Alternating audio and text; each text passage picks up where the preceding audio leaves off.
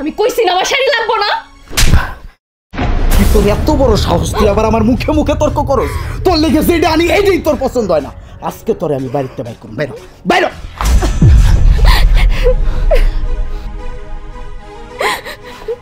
বাজান, এসব তুই কি করতেছস? তোর এই সমস্ত মারামারি কিন্তু আমার একদম ভালো লাগতেছে না। মা, আমি তোমারে কইতাছি একটা কথাও কইবা না তুমি। আজকে তুমি আমগরে ভিতরে একটা কথাও কইবা না। এইরকম ছোট মন মানসিকতার মাইয়ার লগে আমি সংসার করুম না। ওরে আমি আজকে ডিভোর্স দিব। ওর বাপেরে আমি খবর দিতাছি, এই নাই বরে লয়ে যাবো। এই বাইরো বাইরো। মা মা, এই দেখো রে বাজান, তোমার সবার লেগা সব কিছু নিয়েছি। মা, এই যে এই শাড়িটা হচ্ছে তোমার লেগা, এটা তোমার। দেখো তো পছন্দ হয়েছে কিনা। শাড়িটা আমার অনেক পছন্দ হয়েছে বাজান। আমার শাড়িটা একটুও পছন্দ হয় নাই। এটা কোনো রং হইলো, এটা কোনো শাড়ি হইলো?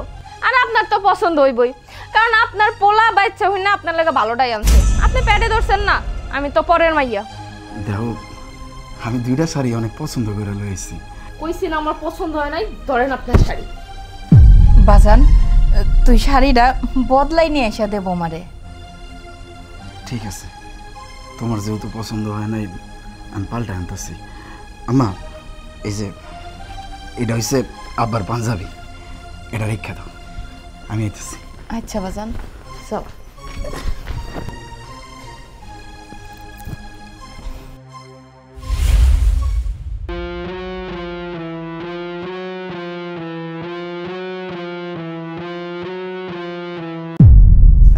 দেখো তো এবার পছন্দ হয় নাকি।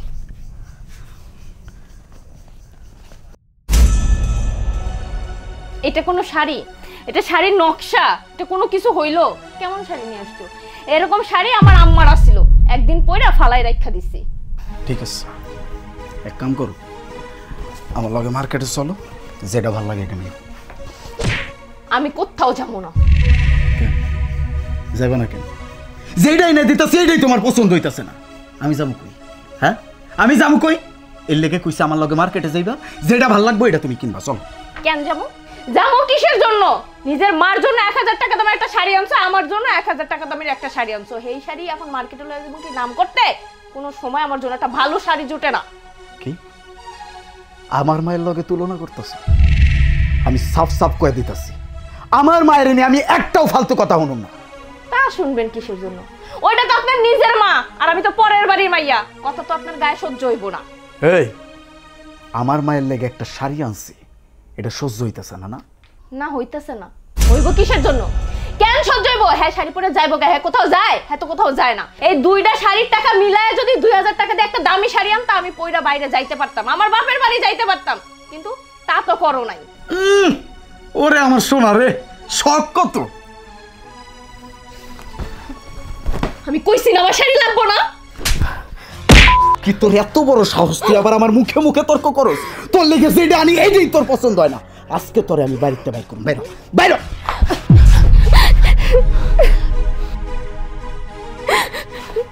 বাজান, এসব তুই কি করতেছস? তোর এই সমস্ত মারামারি কিন্তু আমার একদম ভালো লাগতেছে না। মা, আমি তোমারে কইতাছি একটা কথাও কইবা না তুমি। আজকে তুমি আমগরে ভিতরে একটা কথাও কইবা না। এইরকম ছোট মন মানসিকতার মাইয়ার লগে আমি সংসার করুম না। ওরে আমি আজকে ডিভোর্স দিব। ওর বাপেরে আমি খবর দিতাছি, এই নাই বরে লয়ে যাবো। এই বাইরো বাইরো। আলিফ, তুই এসব কি আজেবাজে কথা কইতেছস?